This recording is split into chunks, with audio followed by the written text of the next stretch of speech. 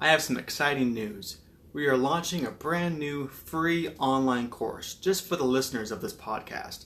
It's a 30-day action-packed course designed to move you along the path to dominating your local self-storage market. We're going to focus on mindset, marketing, move-ins, and making money. Go check it out and get signed up right now over at theselfstorageshow.com. Hi everyone, and welcome to the Self Storage Show with Jim Ross.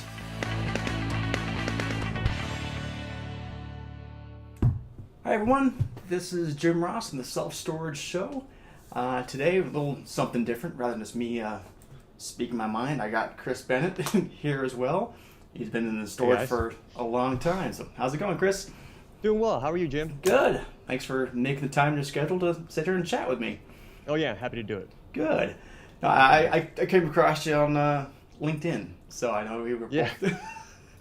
Yeah, I try to be somewhat active on there. I think it's just a good idea to put out as much content as possible. So we were talking earlier that it's just convenient to do it in your car when you're going from one place to the next, and you just came across something cool or some thought or idea popped in your head or something you're kind of having a challenge with that day. So I think it makes sense. But I got good feedback on that stuff. So. No, it's good, man. That's how it came across my radar. So doing something right.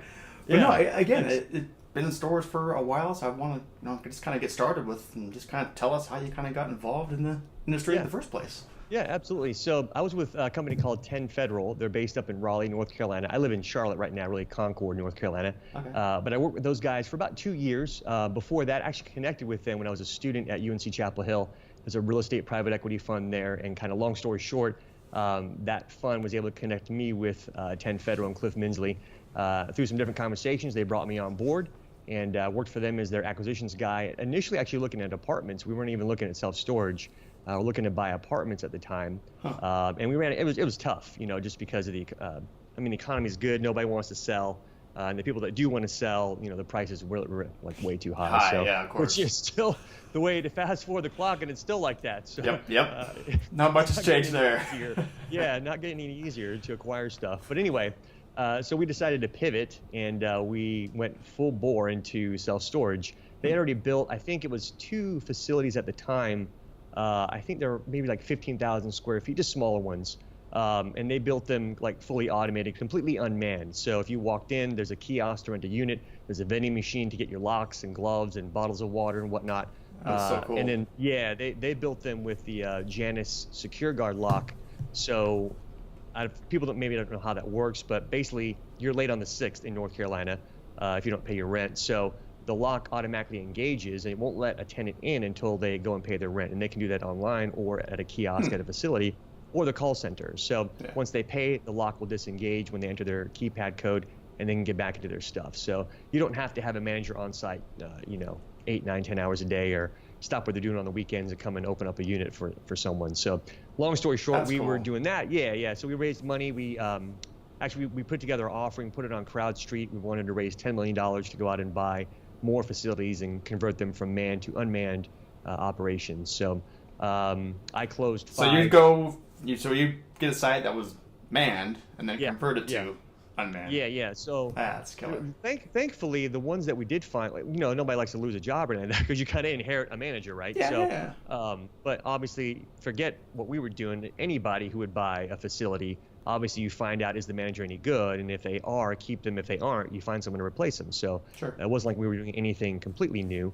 But the people that we were going to get rid of, we ended up actually hiring them on. So it was kind of funny because they were good folks. But we would go in, like the very first one I did, it was over in Belmont, which is just a little west of Charlotte, North Carolina. Converted the office, took out all the desks. I mean, it's phenomenal. The before and after pictures are amazing, but took out all the stuff. The office was shaped kind of like an L. So when you first walk in the door was like the desk, and it was really dark and dreary. And I mean, it was kind of scary being in the office because there was you couldn't see out the door. It was just weird. So, been in a few of those. Yeah, you know what I'm talking about. And it's like bushes and stuff all over the place and, whatever. And this one, actually, the story is they had some family things happen and they had to sell the facility. Well, one of the family members was running it and she wasn't running it very well, which is, sometimes that happens. And at the time we went under contract, they had about 40 units that just needed to be trashed out. Like literally that was it. Just Oh. call Habitat or 40 of them? yeah. Ugh. She cleaned out about 10, 15 by the time we closed. So Wow. literally like on closing day, there's people showing up to haul off the stuff. Well, lo and behold, I mean, that's money. Like, so you're like, when you turn a unit, you just sweep it out, get the stuff out, sweep it out. It's Sure. not like apartments where you're, doing painting and replacing fixtures and all this kind of stuff. So Yeah. we cleaned it out, and the occupancy went from, I don't know, I don't want to exaggerate. I think it was like maybe in the 70s or something like that. Went up to like the mid to low 90s within, I think it was 60 days. Wow. Something like that. Yeah. Phenomenal. So I was like, okay, Nice. great. Let's go do this some more. So, but that's what we did. We converted that one to unmanned, and then just found 4 more, and that's how I got in the business. And I realized when I would underwrite apartments versus self-storage, I knew like, man, storage is just a completely different ball game, and it just makes so much more sense to me, at least, Yeah. So that's how I got into it, pretty much. And this is right out of school. I mean, how old were you Yeah. getting into this? So this is actually recent. So I went back to school. I got my license in 07, right Yeah. before the recession hit. Lucky you. Yeah, yeah, great foresight. The real estate classes were like packed, like 400 people or something Yeah. like that. So times were good, and everybody's wanting to jump in. And about a year later, completely the opposite, reverse. Yep.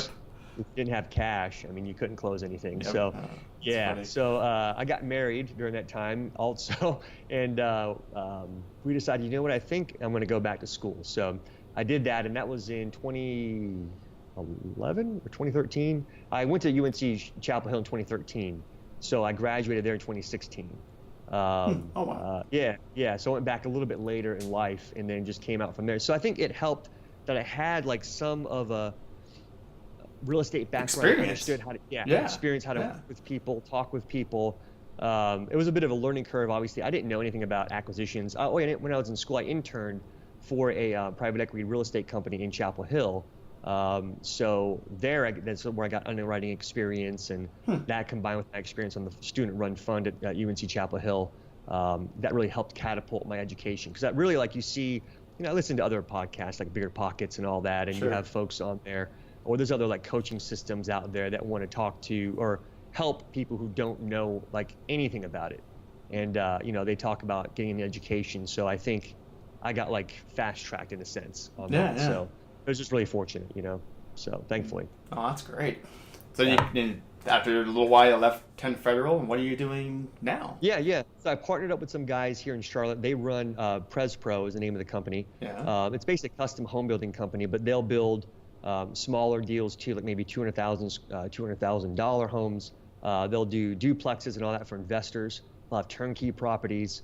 So they run the whole gamut. And so I partnered with them to go out and buy. They want to take the capital and invest it into commercial real estate. So for me, self-storage and multifamily, obviously. So we combine that. They already own a couple multifamily apartments in the area. So we want to go out and buy some more. So really it's just combining storage and multifamily. So that's what I'm doing. So I hit hard right now. I'm looking for owners who are wanting to sell self-storage, and then I also do multifamily as well. So it's a little bit two-pronged approach. Well, but you got the self-storage bug, so you're definitely exactly. a lot of that too. That's And they have the multifamily background. So, and then we both know like brokers and people in the area and all that. So it just works out really well. nice. And then again, that's kind of leads into like you found you on LinkedIn. You're doing that video series. What's it called? The Road to the Road to Deal. the First Deal. Yeah.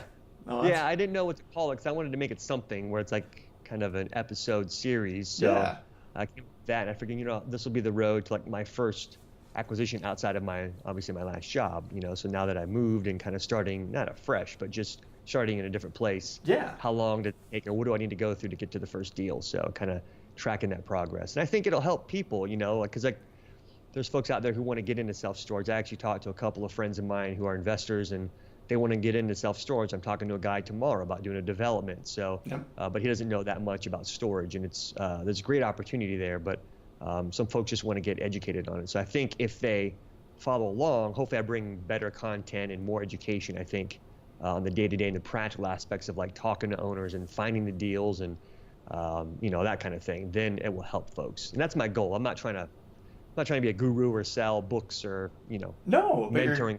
Do it all for free and just trying to help people. Well, exactly. Where it's the same way. You're documenting the process, And Yeah. I think Yeah. people can learn more. Honestly, people can learn more by documenting the process than sitting here going, step one, this is what Yeah. step two. No, Yep. it's much more organic, Yeah. honestly, the way you're kind of Yeah. doing it. So, Yeah. It comes that's, across natural, I think, and I think it's interesting. So but hopefully. oh, it does. No. And so, again, you've seen it. So many people are trying to jump into storage and all that. So, you're kind of watching their stuff. They can maybe help avoid some of those beginner pitfalls that you see so often. Yeah, exactly. Yeah, I talked to owners, was it last week? It was last week. Yeah. One guy, he's a manager, so he does third-party management. He has just 2 locations right now that he manages. He said, yeah, man, we get calls and letters like every day. So I'll hand those over to the owner group, and we get, I have 8 letters I just handed to them yesterday. Offers. Offers and wanting to buy and see if they want to sell. I mean, you just have, and there's a Forbes article, I think it was last year or something like that, or maybe it was early part of this year, just how self-storage was hot during the last recession. Not hot, but it held its own during the last recession compared to other types of product like apartments or industrial, whatever. You know the story. So people are like, oh my gosh, and it's funny because it's so true. Like you think you have a great idea, but somebody's already thought of it. Sure. So once everybody's already jumping into stores. There's no secret there. Now you have people jumping into mobile home park investing, and you have people jumping into whatever they can jump into. So there's no secrets out there. So anyway. So just where you're kind of doing your own thing at the moment now, have you seen anything that's more apparent that you didn't realize before, that you're kind of responsible for, trying to find these deals? Like you're out there. So it's one thing to be kind of coached or mentored, and that's kind of how I saw my time like at 10 Federal was they were showing me what to do and how to do it, which was super valuable now that I reflect back on it. So it's just, when you're out there on your own, and you got to talk to owners on your own, you got to write the offers on your own, you got to make sure you double check everything, that it's legit and makes sense or whatever. Your underwriting is, you're just looking at yourself. Like the other guys I work with or partner with, they don't know how to underwrite self-storage. So you got to make sure that everything is accounted for properly, because if you make a mistake, that's not going to be a good reflection. Not a good day at the office, no. Yeah, exactly. Not a good day, not a good office meeting. So that kind of stuff. And then I see too, so at 10 Federal, they target facilities under 40,000 square feet, maybe 40 to 20-ish thousand square feet, which that's that middle range where you can get that bump from letting a manager go and replacing that person with technology. And I've called, so I call everybody. It doesn't matter how big it is, because I found some equity partners who they don't want to do anything. They'll do 40,000, but if you can double the size, that's what we'll do. That's what we want to take it to. And they can do the whole thing. So it's not a matter of having to go raise money from like 20 different investors. Like if you find something, if it's even 80,000 square feet, class A, we do that. So you have that segment, and then but nobody wants to sell for the most part. If you got like I was just gonna say, is anyone selling? Yeah, that's the nobody wants to sell that, because it's usually, unless it's in lease up, it's usually doing pretty well. For the most part. But the 15,000 square feet and under, like nobody can not nobody, but it's harder to wrap your head around how to manage that and in an efficient manner. Which I'm sure you're familiar with that. But those guys, obviously, that's like true unmanned, because usually there will be nobody there. Like there's a number like on a banner on the side of the building or whatever. Call this number. The owner comes down there and lets you in and all that. But if you can get like a little portfolio of let me back up for a second. Those guys are more willing to talk because they're older. Nobody's bought their stuff, or they've owned it forever. You know what I'm saying? They're kind of off the radar.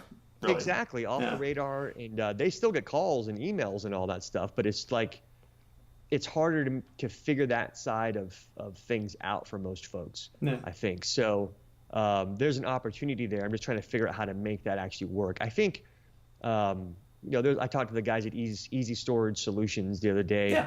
Some of their stuff, they're great guys. I think some of their stuff may help. Local Utah boys. Exactly. Yeah, exactly. Well, you guys, I need to move to Utah, I guess. But anyway, we're the storage hub. Yeah, exactly. So there's an opportunity there. Someone's one, and there's one guy I know here. That's how he started. He bought one. He has stuff like more in rural parts of North Carolina, but I met him at a North Carolina Self Storage Association get together, networking thing. And he owns, I think it was like maybe 5 or 6 facilities, but he started out, he like was a business partner with somebody that went down the tubes. He came across a listing. This is like 30 years ago or 20 years ago. Came across a listing in a newspaper. Some guy was trying to sell his facility. Took a look at it, and then he like wanted to buy it, so he made an offer on it. But he realized after he closed on it that this wouldn't be enough money to live on. So talk about not realizing things. But he added on, and then that's what he had. That's how he started, and now he's doing really well. He owns, I don't know, 5, 6, 7 facilities now. So nice. Everybody gets their start somewhere. So what's I love hearing. Again, so I'm talking to you. I love hearing people's stories. Kind of where they start and how they progress through the industry, and what their end game is. That's so many people don't really know honestly what the end game is. They're just going through the process and kind of learning how as they go and see what happens. But it's an interesting time because again, there's so many people that are coming into it that probably shouldn't. They're buying the wrong deals or paying too much or it's an interesting time. So I think you have a good angle on everything with what your segment is and what you're kind of focusing on. Yeah. Thanks. Appreciate that. Yeah, it is an interesting time. I talk to owners. The three, since starting, I use Yardi Matrix. I use their software package to find owner information and make calls and all that. So, what was I going to say? But the ones I have talked to, the owners I've talked to that have let me look at their properties and underwrite them and all that, the pricing just doesn't make sense. And it's just, if you pay that, you're barely making your debt service after your NOI. It just doesn't make sense. And if you think, well, I'd appreciate or I can add on or whatever, that's fine, but I don't know what the strategy would be in that case. But it's just like I asked the seller, like, how do you expect me to make the mortgage payment? Like, they don't have an answer because there's no way to make it. If I pay that price, it doesn't make any sense. So, so no dice. So like, I think underwritten 4.